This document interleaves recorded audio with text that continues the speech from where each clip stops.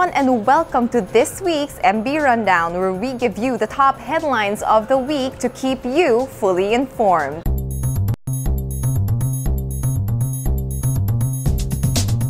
Much of the world had its eyes on the Philippines this week as our government played host to the celebration of the Association of Southeast Asian Nations' 50th anniversary and the ASEAN ministerial meetings.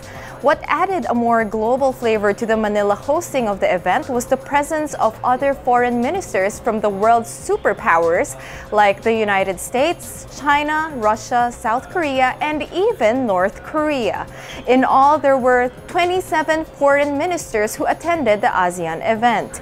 During the closing ceremonies for the event last Tuesday, President Rodrigo Roa Duterte said that the ASEAN must remain united to attain its goals for a secure and stable region with sustainable growth.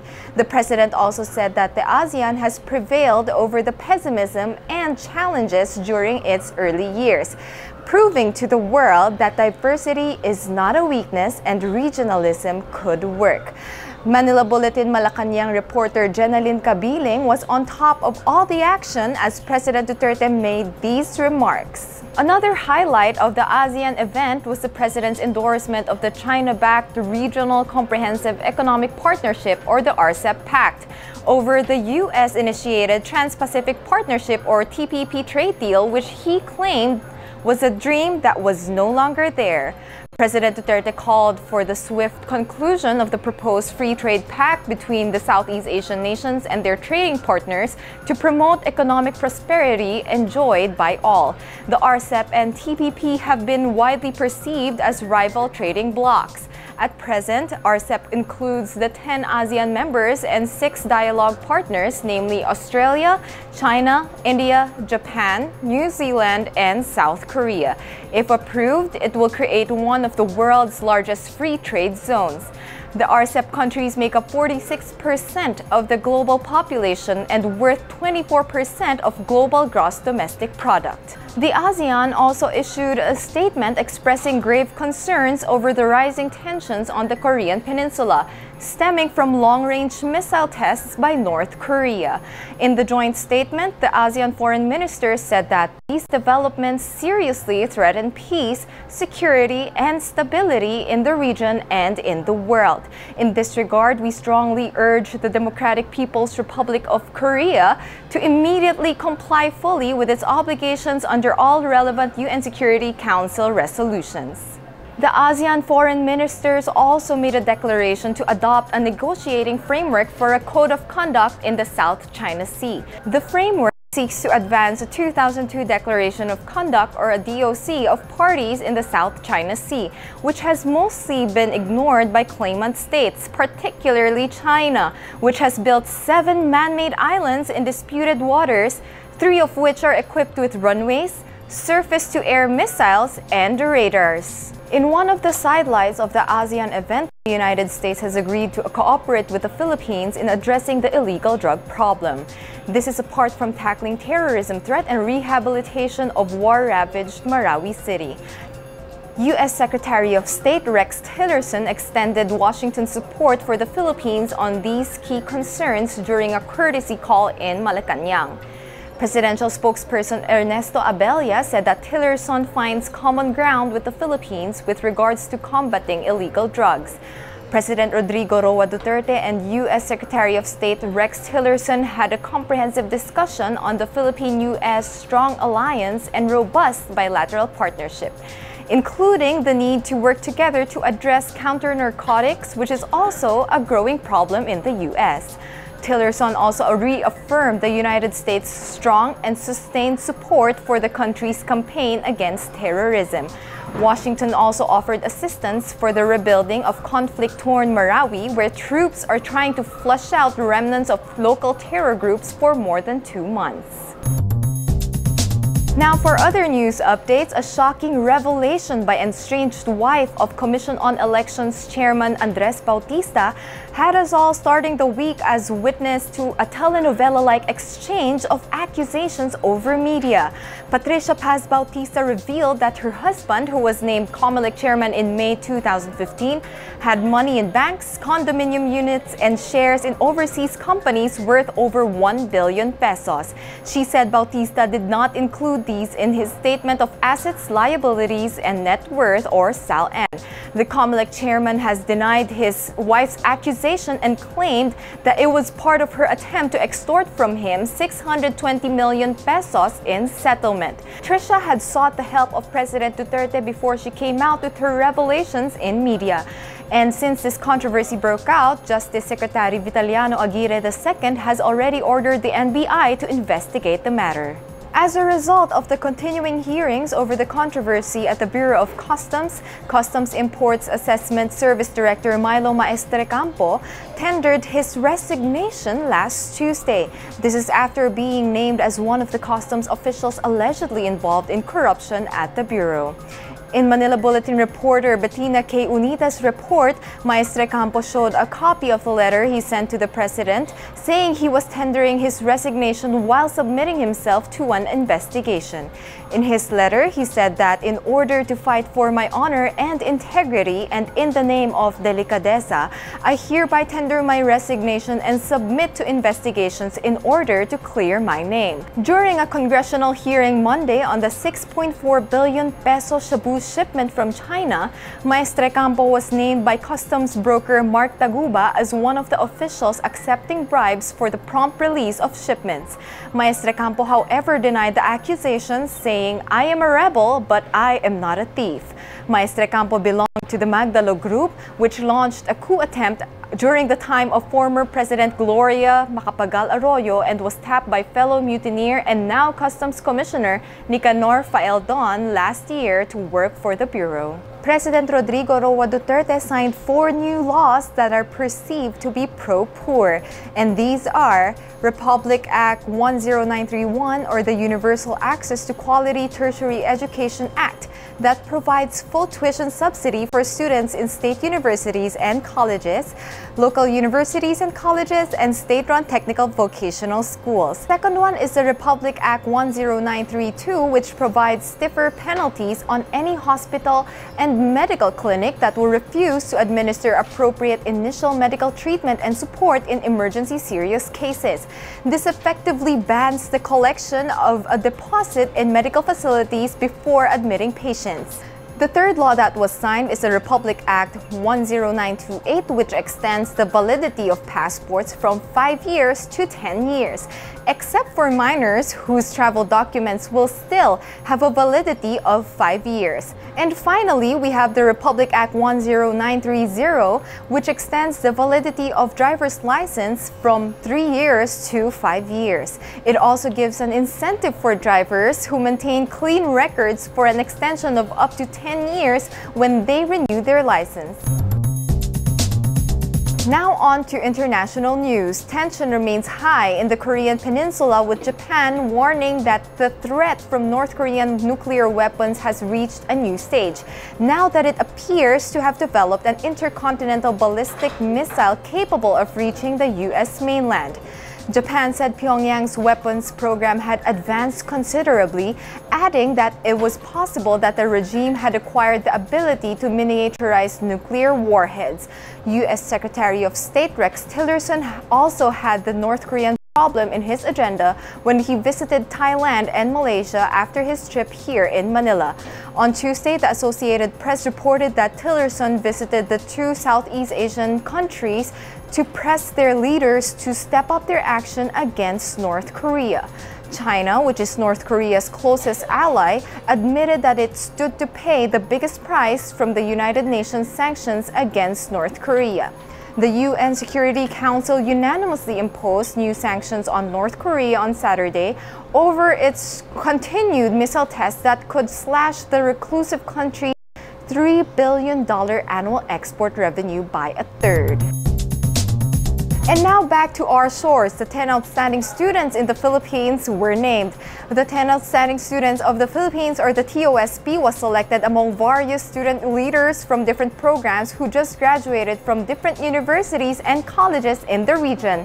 The 10 awardees were Adriel Reyes Bersola of UP Diliman, Raymond John Nagit of University of Santo Tomas, Beverly Cumla of Lyceum of the Philippines University, Jean-Vier Saclao Bastian of Far Eastern University, John Ray Enhambre Burse of Adamson University, Janelle May Bermas Freyna of Far Eastern University, JB Reyes Landayan of Technological Institute of the Philippines, Zedric Ferrer Laki of De La Salle University, John Loris Nueva Magbuhos of St. Scholastica's College, and Lionel To Tanganco of Ateneo de Manila University.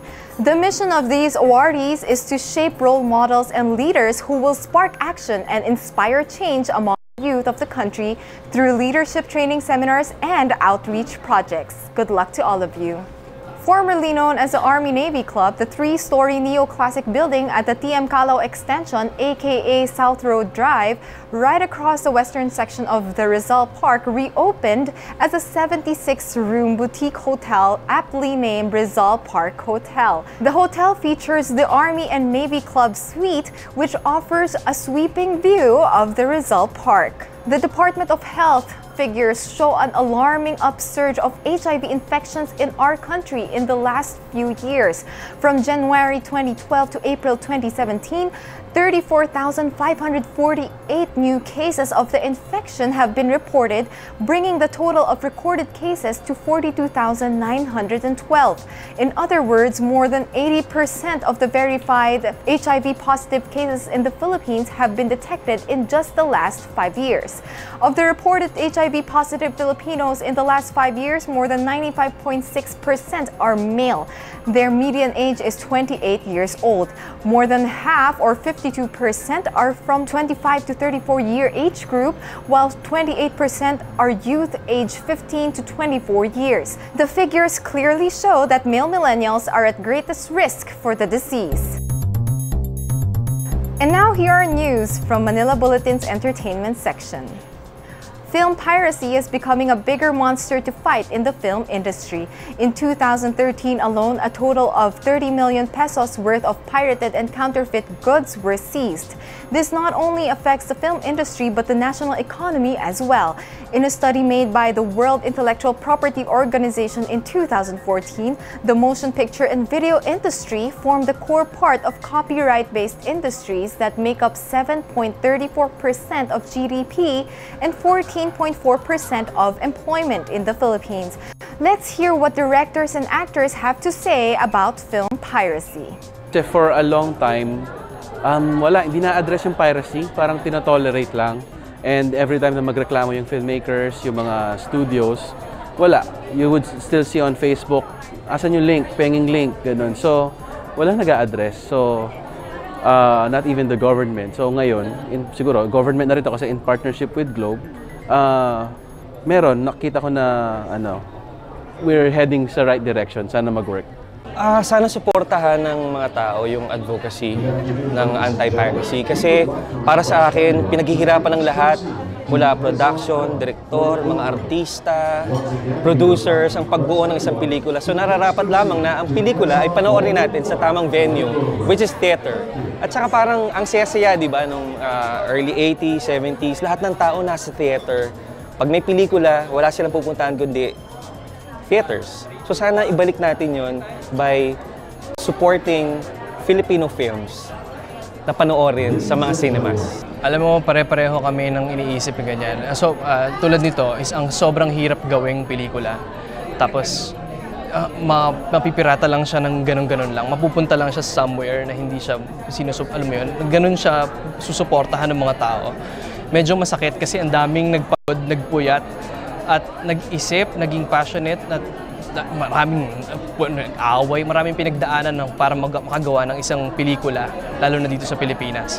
So, para sa akin, sinusuportahan ko tong Playwright kasi nga kailangan natin tong ganito. Kailangan na nating stop yung piracy.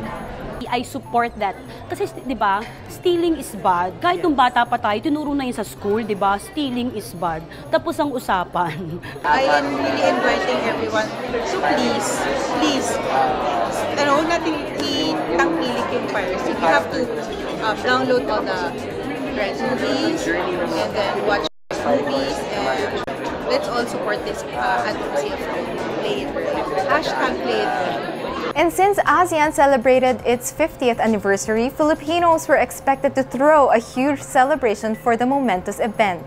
In Stephanie Marie Bernardino's report, Christian Bautista led a group of singers from ASEAN countries in celebrating 50 years of solidarity in a star-studded concert at the Cultural Center of the Philippines grounds last Tuesday. Having Christian Bautista represent the country at the prestigious event was a no-brainer. Dubbed as Asia's romantic balladeer, Christian has numerous fans beyond our shores, and he has worked on several international projects, including the Kitchen Musical in Singapore and Special Symphony in Indonesia, to name just a few. Artists from Brunei Darussalam, Cambodia, Indonesia, Laos, Malaysia, Myanmar, Singapore, Thailand, and Vietnam also performed in the celebration. Apart from Christian Bautista, Filipino acts like Up Dharma Down, Six Cycle Mind, Itchy Worms, Baihana Trio, The Nightingales, The Wands, Tyro and Yumi, Franco, and the cast of the musical Wreck of Ages also performed at the concert hosted by Miss Universe Philippines 2010 Venus Ra.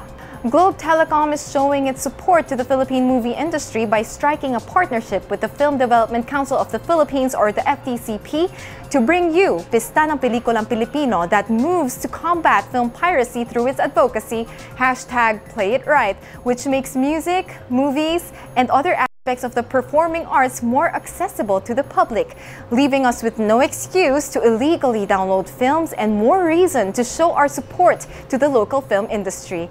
Pista ng Pelikulang Pilipino currently has the largest number of film screenings nationwide, with 790 theaters, showcasing 12 top-rated locally produced movies handpicked by the FDCP, like Isang Daang Tula para kay Stella, Hamog, Pauwi Na, and Ang Mga Nananggal sa Unit 23B, to name a few. It's really an event that would unify in line with the celebration of Buona Wika. So, Pista ng Pelikulang Pilipino is a exclusive celebration of films, of Filipino films, in all the theaters nationwide, where we will all just watch local films. Wala po tayong foreign films na kasama. And we partnered with FDC in order to push forward the filmmaking community's purpose of distributing, creating great content that help elevate filmmaking in the country. Thank you for allowing us to be part of this. Thank you for allowing us to share our advocacy, and we have many great hopes for this industry moving forward, and we hope to be a continued part of it. Maraming salamat.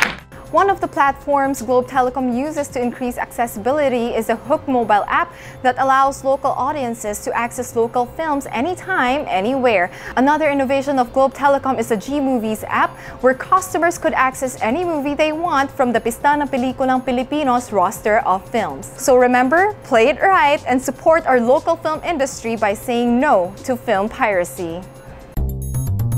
And we end our MB Rundown this week with sports news. Filipinos were given a glimpse of the future of Philippine boxing when flyweight John Vincent Panga and pinweight Kenneth De La Peña topped their respective divisions in the ASBC Asian Junior Boxing Championship. In his report from Puerto Princesa, Palawan, Manila Bulletin Sports writer Nick Gionco said the 16-year-old De La Peña posted a 4-1 decision over a Kazakhstan boxer. Panga had a similar win over his Thai foe to bag the gold for the host Philippines. That gold medal haul catapulted to a second-place finish in the meet, which had Kazakhstan emerging as overall champion. According to the Association of Boxing Alliances of the Philippines, or ABAP, Executive Director Ed Picson, both Panga and De La Peña will get the inside track in making it to the Philippine team, which will see action in the World Youth Boxing Championships next year. For our last piece of news, Philippine Basketball Association fans of streak shooting Jeff Chan were surprised when the forward traded by Rain or Shine to the Phoenix Fuel Masters. Chan, who has been with Rain or Shine since 2009, was dealt to the Fuel Masters in exchange for tall forward Mark Borboran and Phoenix's second-round pick in the 2020 draft. So those were the top news headlines for this week, but we would like to hear what you have to say. So make sure you use the hashtag MB Rundown in all your comments, status, and tweets. This has been Nicole Cordobes, and I'll see you again next week.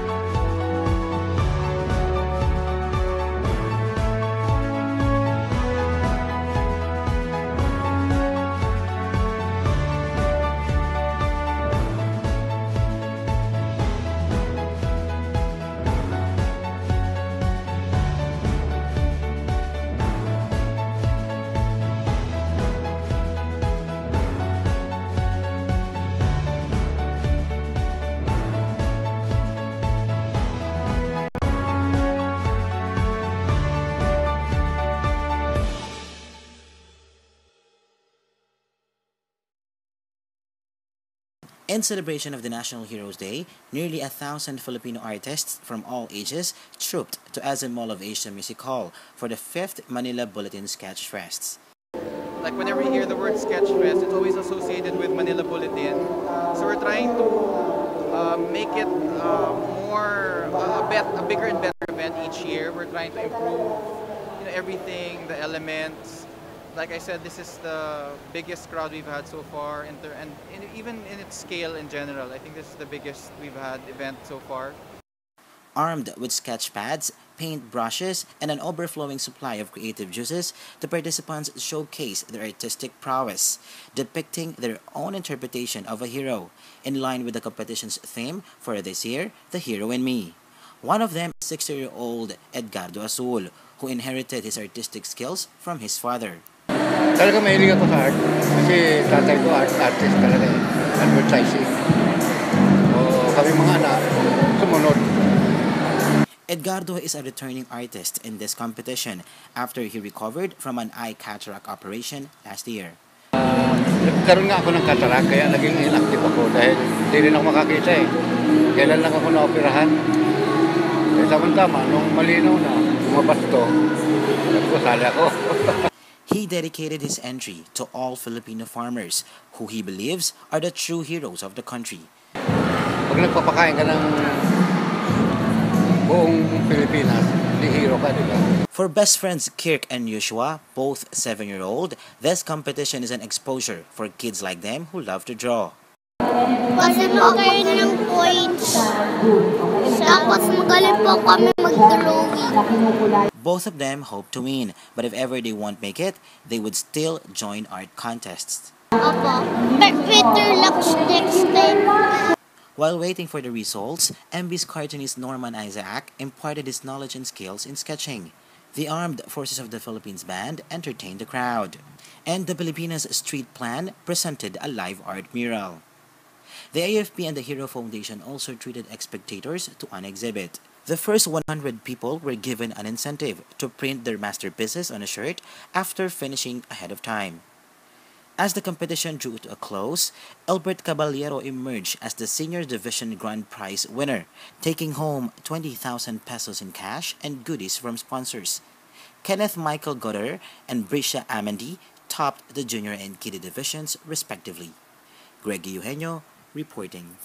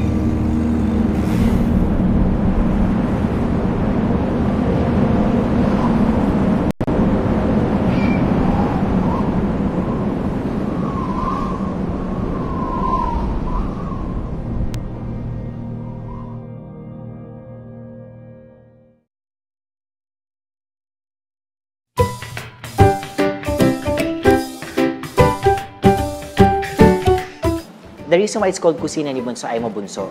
So we want to incorporate the characteristics of a bunso into our ambience, to our food. Kasi playful ang bunso, di ba? So I'm very playful when it comes to creating my dish. Kusina ni Bunso is a business with a mission. Okay, what do I mean? Kasi kami, we are in one with the Holy Spirit Social Center. Okay? So, this is run by the Blue Sisters, the missionary sisters, and they have lots of foundations. Okay? Tumutulong kami sa kanila. Because ayoko ng magkaroon ng business, me and my partner, si Henry Sonias. We don't like to have a business na pera-pera lang. This should have a mission as well. Okay? So, every year, meron kaming Tree of Hope. Okay? Yung Christmas tree namin, wala siyang decoration. Yung mga envelopes and decoration. So, yun yung kung ano yung foundation na tutulungan namin. This year, we picked the Agta tribe in Cagayan Valley. These are indigenous people from Cagayan na malnourished. So, may mga Blue Sisters na nando doon who helps this tribe. Okay? So, kami, how do we help them? Whenever people dine here sa Kusina ni Bunso, a percentage of their bill goes directly to them. So, people dining here, hindi lang sila mabubusog, hindi lang sila masasarapan, pero hindi nila alam nakakatulong na sila. So, that's, I think, one big advantage ng Kusina ni Bunso. And I encourage everyone to do the same. Diba? Para hindi lang tayo pera-pera lang. May mga hand-down recipes, like the kare-kare. We have the seafood kare-kare and the beef kare-kare here. Recipe yon ng mami ko. So, yun, kasama dito sa kusina. And I wanted Filipino comfort food, but it's with a twist. So, we made it a bit edgier by making it gourmet. So, we call it like Filipino fusion. So, I infused some of the flavors from other nationalities. And yung comfort food natin, plus with the twist of other infused cuisine, sa tingin ko, mas magugustuhan ng ng guests natin here. Best sellers, we have the chicken emel. That's where I started. We have the American adobo. Pero ngayon, may bago kaming pinasok, which is the chicken kare-kare. Bukod sa recipe ng mami ko, may dinagdag ako. So, I added pesto to it para kakaiba. At saka, marami kasing walang chicken kare-kare. Diba? So, sabi ko, why not make a chicken kare-kare with my mom's sauce? And now I'm gonna put some pesto in it. For desserts, we have halo-halo turon. We're famous for that. Lahat ng sakap ng harong, ginawa namin ng turon. And then it's, may siding siya na leche flan and ice cream. We also have sugar beets ice cream. Wala pa nun, dito lang. Masarap yon. And we also have buko pandan. Different yung take ko sa buko pandan. We also have buko with roasted mango ice cream. It's also different. We also have Miguel's Fruity Turon. And yun naman yung fruit salad na ginawa namin turon. So, we would like to invite everyone to dine here in Kusina ni Bunso. We are at 117B, Scout Lozano Street, Camonin, Quezon City. For reservations, parties, maganda tong lugar na to. At saka may bago kami, which is the Boodle Fight Package. So, you might want to try it. Okay? And nabusog na kayo dito, nakatulong pa kayo. And of course, please follow Kusina ni Bunso. We are famous sa Facebook page namin, Kusina ni Bunso. Instagram, @Kusina ni Bunso.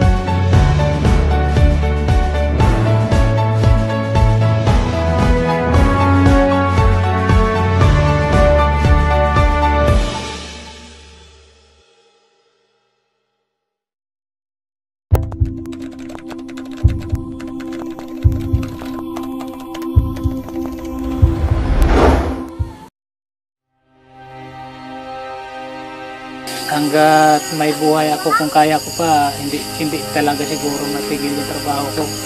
Kahit sabihin pa sigurong walang nagasahod sa akin, kasi gusto ko lang talaga makita ng mga tao, makita ng mga ibang ahensya na kaya ko magtrabaho, kaya ko manghuli. Basta mayroon lang magproteksyon sa akin.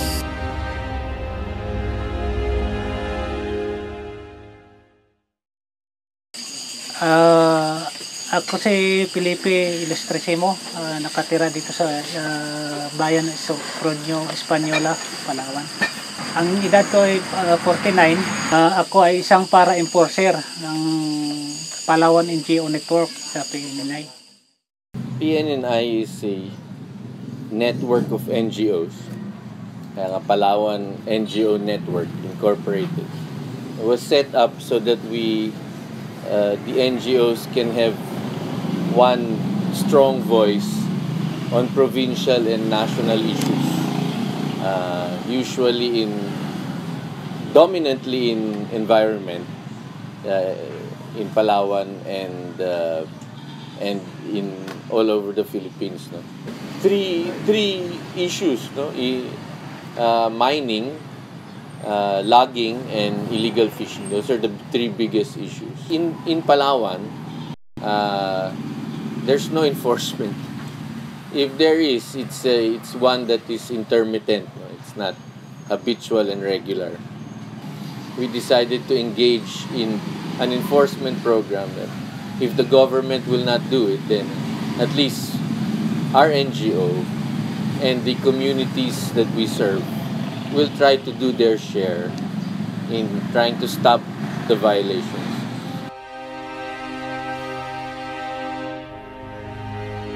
Bali, nakadanas din kami ng maraming karanasan po sa para-enforcer. Mayroong nagkabulan sa gubat, nagkasugat-sugatan dahil sa gusto naming mapigil talaga ang pag-illegal. Hindi namin sana ito gawain, kaya lang napipilitan lang kami talagang gawin kasi halos lahat ng mga ahensyang nasa gobyerno hindi na sila gumagawa. Halos naghahintay na lang sila ng kanilang mga sweldo. Kaya halos lahat ng mga illegalista parang natuwa na sa ginagawa nila kaya hindi na sila nang huli. Ginagawa namin ang paraan ngayon para matamatan na silang mapatigil para makuha natin yung mga nila, yung pag-illegal. Nakalimang taon ako nag-volunteer. Nung volunteer pa ako, marami na kami nahuli. Ngayon nasa may siyam na buwan na nag-regular sa PNNI. Yeah, they started out as NGO workers. Then we trained them on how to make apprehensions and confiscations. And that's how they evolve into para-enforcers. Biglaan yung operasyon na yun kasi may nagreklamong katutubo, may biglang tumawag na mayroong dalawang sensor na nag-operate doon sa area nila. Namin, nandoon nga, nag-operate. So, amat-amat kaming lumapit hanggat nakarating kami doon sa kanila. Ang problema lang, yung mga tao din nag-operate doon. Medyo nervyoso siguro, kaya bigla silang nagulat nung lumapit kami. Nahugot yung isang senso, biglang naisubo sa akin. Kaya ito yung sumublay dito ito, tanggal itong damit. Napulupot ito sa guide bar, diyan sa dulo na yan, guide bar na yun. Tapos naitula ko, dito pumatong yung kadena, yung guide bar. Ito, halos lahat, ubos itong kuko. Parang 30 stitches yata. Tapos yung sa labas, parang 15. Bali 30. Tapos ito dito, pinagta din ito. Bali umabot ito sa mga 65. Medyo may diferensya nga ito kunti kasi halos hindi ko magalaw ito. Ay putol man itong ugat. Pero nakakahawak pa rin siya. May lakas pa rin na kunti. Our enforcement strategies are archaic. They're old. So it's important for us to have a new strategy to guard the resources where they are at. Second, we're in a cultural setting of corruption and political interests. A lot of people are interested in the illegal activity. They derive income from it. Bakit na-disgrasya ka na't lahat, hindi ka pa rin tumitigil paghuli? Yun na, dahil sa sinabi ko hanggat may buhay ako, kung kaya ko pa, hindi talaga siguro matigil yung trabaho ko. Kahit sabihin pa sigurong walang nag-asahod sa akin, walang nag-ano sa akin, kasi gusto ko lang talaga makita ng mga tao, makita ng mga ibang ahensya na papakita ko sa kanila na kahit ako'y walang sweldo sa gobyerno, kaya ko magtrabaho, kaya ko manghuli. Basta mayroon lang magproteksyon sa akin, mga ibang mga tao din. Kung wala na sigurong mga illegal logger at saka yung mga illegal fishing, medyo pahinga na rin siguro kami, wala na rin kaming huli. Ano yung una yung gagawin kung nangyari wala na illegal loggers? Magpasalamat kami siguro sa ano natin, kasi natigil din yung pag-illegal nila. Yan lang talaga ang malaking pasalamat namin kung matigil nila yun.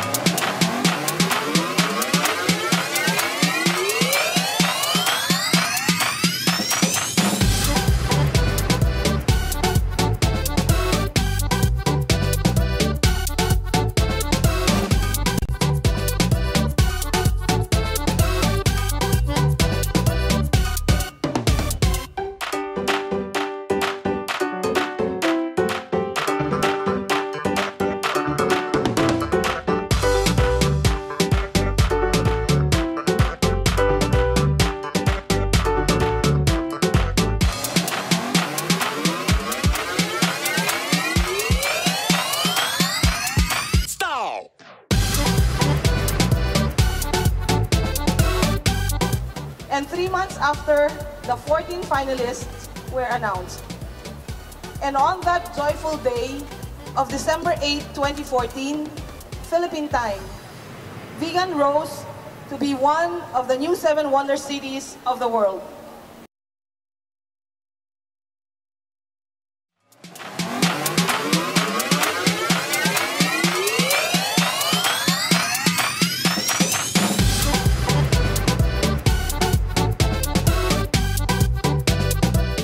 And the Philippines is one of 3 countries only that have actually more than one wonder.